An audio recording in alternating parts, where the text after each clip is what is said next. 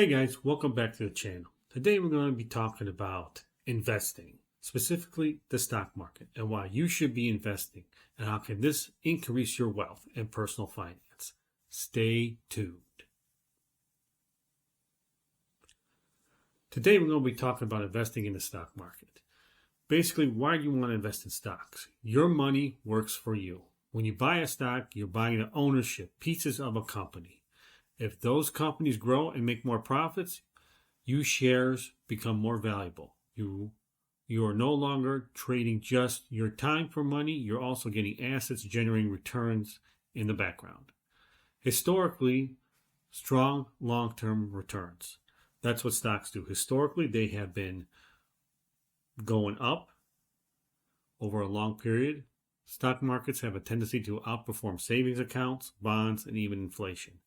That's why people use it for big goals like retirement. It gives you a chance to compound. Now that's the key. What is compounding? Compounding is something that is very powerful. Returns build on themselves. For example, earnings 8% per year doesn't just add up, it snowballs. Over decades, that turns into small, consistent investments that grow into a large amount. You protect against inflation. Cash loses purchasing power over time. All governments print money, guys. Stocks, because they represent a business that raises prices and grows, these tend to keep up with inflation. And you can always, like I always say, start small and scale up. You don't need to be rich to invest. With modern apps we have today, a small amount can go a long way. So what are stocks? Stocks are simply ownership shares in a company. When you buy a stock, you're buying a small piece of it. Think Apple, Tesla, Amazon, GM, Ford. So think of it like this. A stock is like a piece of a pie. Think of a pizza. Basically, each slice is now one single share of that company. If you own a slice, you own part of the business. So how do you make money from the stocks? There are two main ways: price growth and dividends. Price growth, also called capital gains. If the company does well, more people want the stock, prices go up, you buy at 100, sell at 150, $50 profit. Dividends, these are cash payments. Some companies pay you part of their profits regularly. It's like getting paid just for owning the stock. So why do they exist in the first place? Well, basically they exist because companies sell stocks to raise money, get investors, share in growth and profits. But here's the reality of it, though, because there's always a catch. Stocks are not guaranteed. Prices go up and down daily. Companies can fail, and you can lose money.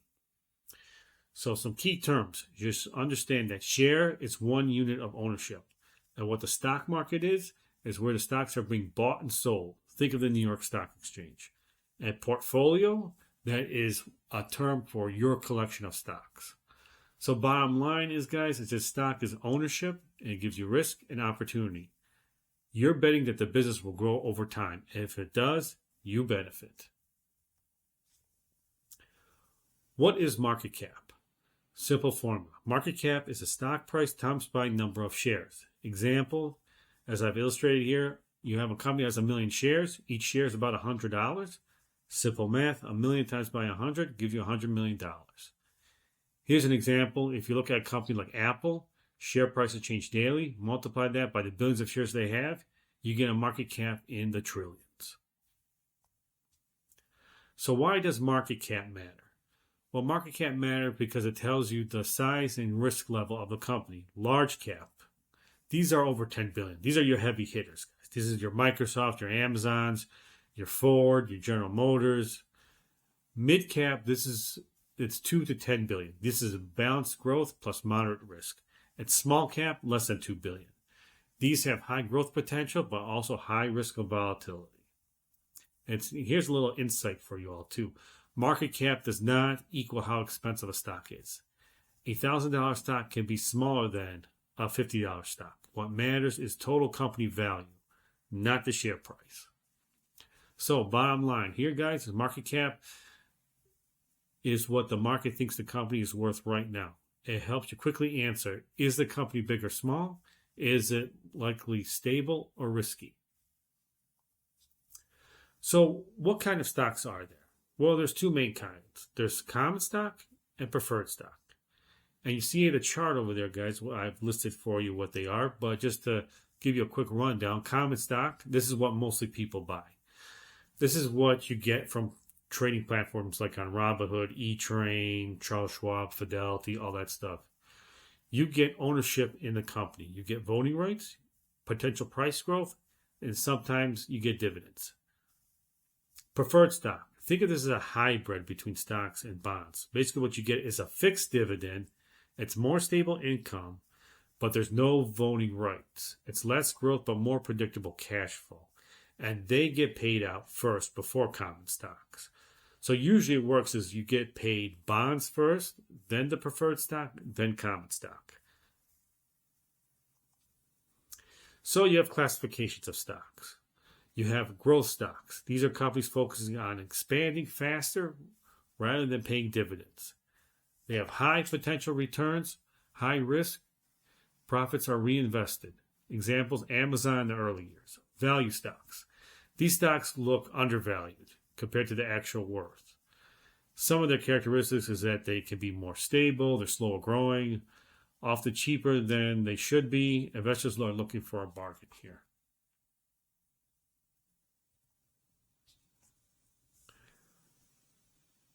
Dividend stocks. Companies that regularly pay cash to shareholders. These are steady incomes, usually established companies, lower growth than tech. Think of your Coca-Colas and your Ford Motors.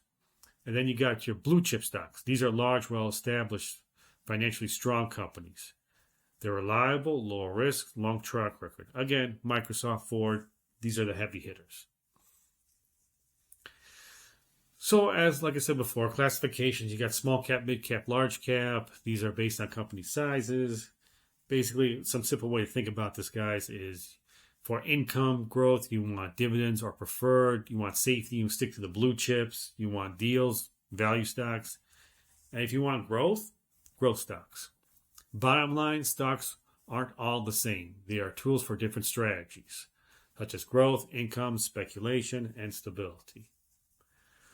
So you got different types of market sectors. So what's a stock market sector? Basically, there are different types of sectors that each of the stocks are categorized into. So one would be technology. These are computer-focused software. Think of your Apples and your Microsoft. These have high growth potential, but they can be volatile. Healthcare. Think of medical, biopharm. This is your Johnson & Johnson, your Pfizer's. These are stable and recession resistant, big upside with biotech. Financials. These are your banks, your insurance companies, JP Morgan, Goldman Sachs. This is basically interest rates, and basically they're pretty cyclical, and they rise and fall with the economy. Another is consumer. Think of wants like Amazon, consumer staples. These are needs. Think of Procter & Gamble. Energy. This is big. These are oil, gas. These are tied to oil prices. Also good for dividend-paying stocks. Again, you have industrials. These are more of the manufacturing. Think of Boeing, Ford, communication, telecom, Meta, Verizon, T-Mobile, real estate REITs. So these are income producing. These are property owning type stocks. These have high dividends also, but they can also be sensitive to interest rates. Materials, raw materials, chemicals, Dow Chemical, utilities, electrical power. Think NextEra Energy, very stable. Again, very good dividends. So I list out for you a simple strategy. So if you're growth focused, you want to look at tech, consumer discretionary, stable. Look at utilities, healthcare, economics with cyclical. Look at financials, industrials, inflation hedges, energy, and real estate. So as we talked about earlier, there's types of risk. So what type of risk do you want to watch for? Well, there's market risk, which is systemic risk. The entire market drops. Everything goes down. Basically, this is caused by a recession, wars, rate hikes. Even strong companies like Apple and Microsoft, they do have sensitivity to this. And you cannot avoid this. You can only manage it.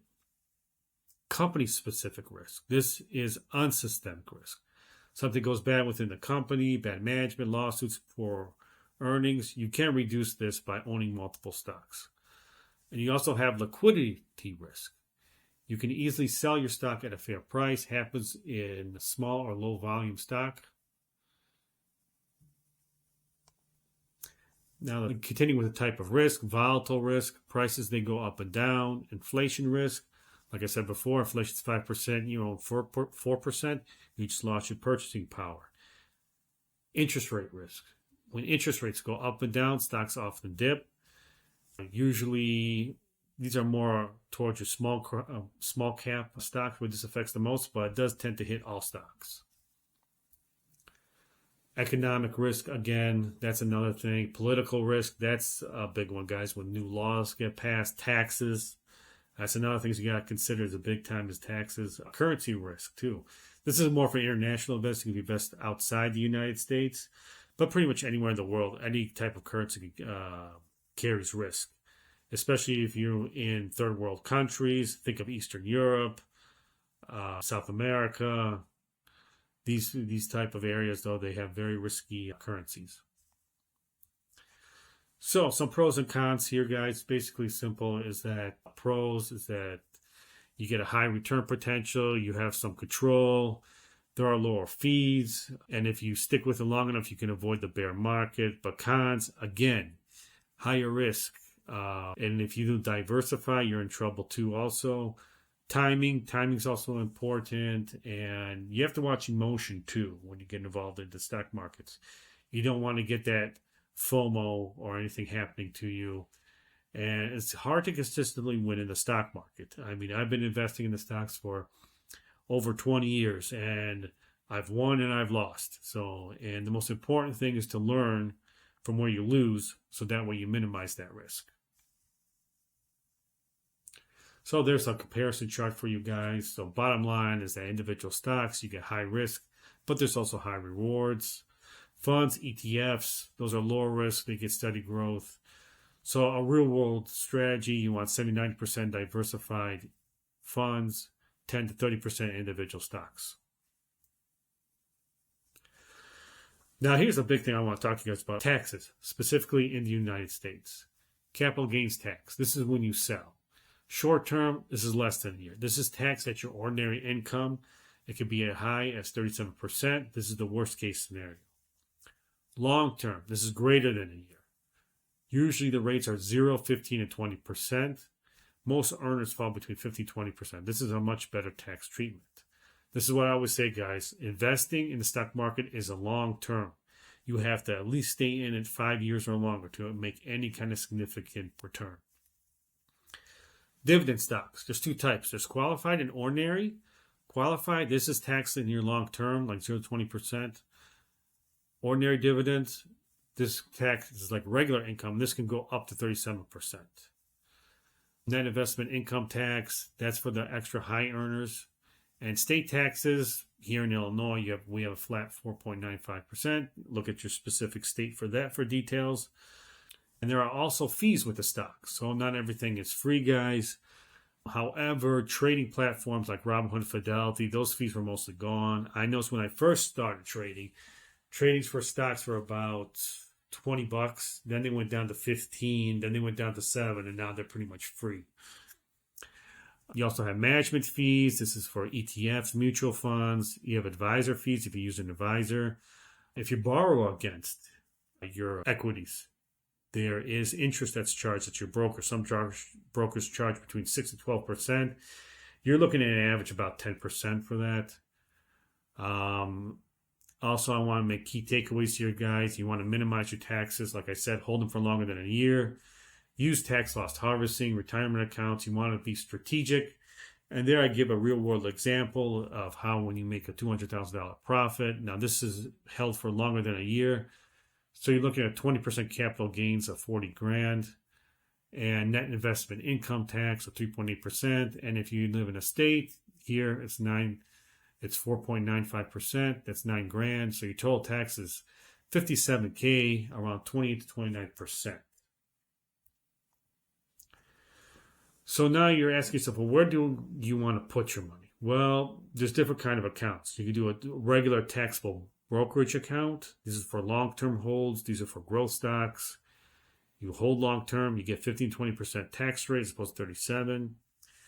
Most people do is a retirement account, IRAs, Roth account, some excellent tax strategies. Again, hold for more than a year, tax loss harvesting, offset gains with losses. And you can also use business strategies with this also. So an ideal allocation, usually for high income strategies, 60 to 80% index funds, 10 to 20% you want individual stocks, another 10 to 20% in real estate. If you want more of an advanced move, you can combine real estate and stocks. But one of the mistakes that you want to avoid is day trading, selling too early, and also ignoring tax planning. So bottom line, if you want to do this, you want to grow your wealth through stocks, use real estate to offset gains. This is how high income earners create real wealth. And so that's about it, guys. So if you like this presentation, please like and subscribe. And as always, have a prosperous day.